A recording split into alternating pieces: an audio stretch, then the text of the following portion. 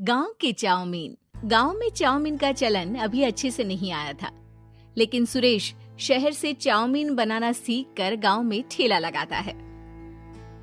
अरे ये केचुआ है क्या भैया? कैसे खाया जाता है? अरे नहीं, ये चाउमीन है। चाउमीन शहर में खाया जाता है। कितने की दे रहे हो सुरेश? 10 रुपए की प्लेट भरकर। तभी वहाँ शहर से पढ़ा एक लड़का आता है। जरा एक प्लेट चाउमीन तो देना।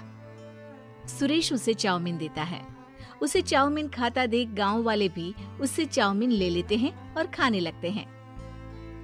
अरे वाह सुरेश भैया, कमाल की बनाए हो। 2 प्लेट मेरे बच्चों के लिए भी पैक कर दो।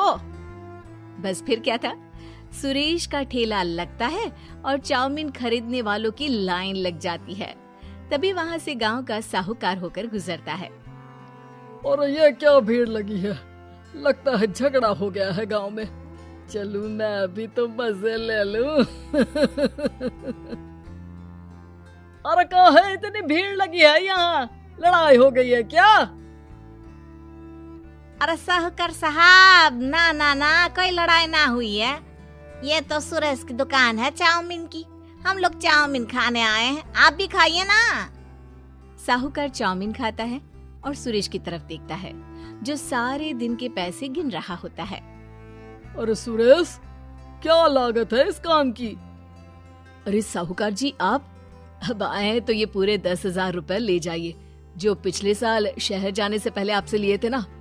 लागत तो क्या कहे, जो आपने दिया था उसी में सीखा भी है और दुकान भी खोल ली।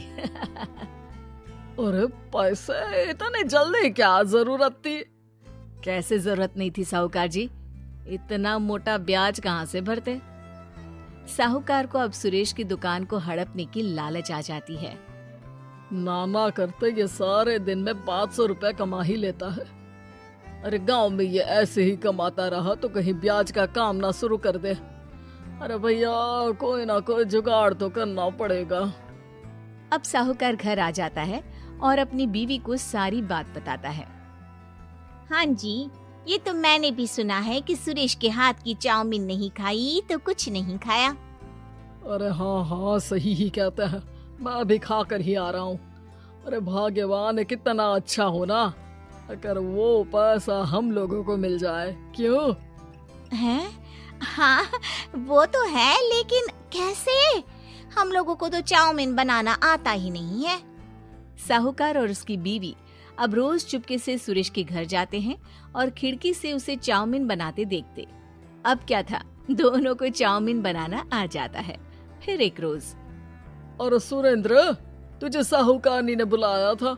बोल रही थी कि बेटे के जन्मदिन में 10 किलो चाउमीन का ऑर्डर देना है। बना दोगे ना? अरे हाँ साहूकार जी, मैं जरूर बना दूंगा। कब देना है घर में 10 किलो चाउमीन? अरे वो तो तू घर आकर पता कर लेना, मैं नहीं बता पाऊंगा। ठीक है, शाम को काम निपटा कर आ जाता हूँ। सुरेश साहूकार के घर जाता है, लेकिन वहाँ मियाँ बीवी मिलकर उसे बंधक बना लेते हैं। अरे मुझे क्यों बांध रखा है? मुझे छोड़ दो। आज से तेरा ठेला मैं लगाऊंगा और बहुत सारे पैसे कमाऊंगा। साहूकार एक आदमी को सुरेश की निगरानी में लगा देता है और वहाँ से चला जाता है। अगले दिन, अरे साहूकार जी, आप कब से चाउमीन बेचने लगे और अपना ये सुरेश कहाँ गया? अरे वो तो शहर गया है, उसका कोई काम निकल आया था। बोल रहा था कि जब तक वो ना आए तब तक मैं ही उसके ठेले का काम कर दूं। पैसे भी तो बहुत उधार ले रखे थे उसने। लगता है कर्जा भरने के डर से भाग गया है। अरे पर वो तो बोल रहा था कि उसने सारा कर्जा उतार दिया है, और वो क्यों भागेगा? इतना तो कमा रहा था। अरे मुझे क्या पता। अरे चाउमीन खाना है तो बोलो, नहीं तो भागो यहाँ से। अरे हाँ, दे दो। अब तो चाउमीन खाना पूरे गांव के लोगों के लिए आदत ही बन गया है। ना खाओ तो नींद ना आए। हाँ, तो लो और निकालो 50 रुपए। 50 रुपए क्यों? सुरेंद्र तो 10 रुपए में देता था। अरे वो पागल था, मैं थोड़ी ना हूँ। गांव वाले, जिनको चाउमीन की लत लग गई थी, वो करते भी क्या, दे दो और ये लो 50 रुपए। लेकिन फिर साहूकार उन लोगों को प्लेट में थोड़ी सी चाउमीन रख देता है। अरे ये क्या, पैसे 5 गुना ज्यादा और चाउमीन बस इतनी सी। अरे साहूकार साहब, भगवान से तो डरो। बस फिर क्या था, साहूकार की मन मर्जी चलने लग जाती है और गांव वाले करते भी क्या। एक रोज मुझे तो लगता है कि सुरेश को साहूकार ने मार डाला होगा, क्योंकि उसका काम इतना अच्छा चल रहा था, फिर वो क्यों जाता, और वो भी साहूकार के हवाले दुकान करके। ना बाबा ना। अगले रोज भाग्यवान, देखो तो जरा, इस सुरेश भी ना कितना पागल था। जिस काम से वो ज्यादा पैसे बना सकता था, उससे इतने कम पैसे छाप रहा था। 50 रुपए प्लेट में भी गांव वाले खूब खा रहे हैं चाउमीन। हाँ जी, और जितने में वो लोगों को 10 प्लेट खिलाता था भर भर कर हम लोग उतने में 20 प्लेट बना रहे हैं। क्यों जी?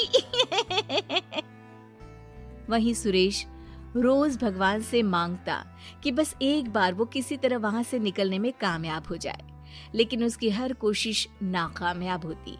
फिर एक दिन, अरे भाग्यवान, ऐसा कुछ करो कि चाउमीन बनाने का खर्चा आधा हो जाए, जिससे हम लोगों को और मुनाफा हो। ना जी, मुझे तो कोई तरकीब ना सूझ रही। अरे सुनो, एक काम करते हैं, चाउमीन बनाने में जो सब्जी लगती है वो मंडी में लेने तुम देर रात चली जाना। तब तक वो सारी सड़ी गली सब्जी जो दुकानदार वहीं फेंक जाते हैं, वो उठा कर ले आना फ्री में। अरे वाह जी वाह, आप तो बहुत समझदार हैं जी।